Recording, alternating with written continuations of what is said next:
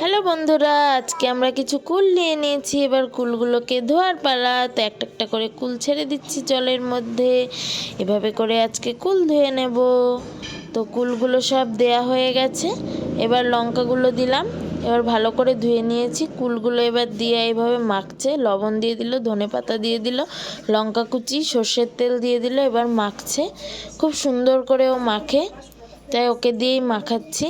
আর সঙ্গে দিয়ে দিল কিছু লেবু পাতা, তো যাতে গন্ধটা ভালো আসে। এবারও মাখছে ভালো করে।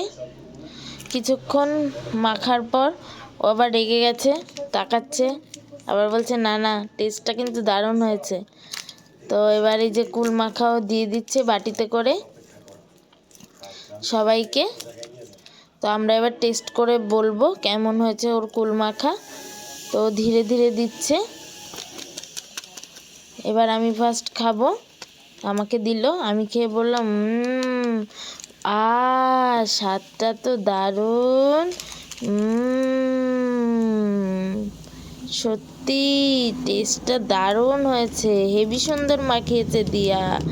এবার দিয়া নিজে টেস্ট করবে, নিজে টেস্ট করে বলবে কেমন হয়েছে।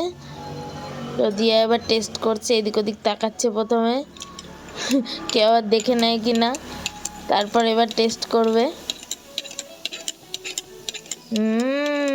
প্রথম নাড়াচ্ছে নাড়াচ্ছে চাড়াচ্ছে, এবার খাবে। তো খেয়ে বলল টেস্টটা দারুণ হয়েছে, সেই স্বাদ, একদম ফাটাফাটি হয়েছে দিদি।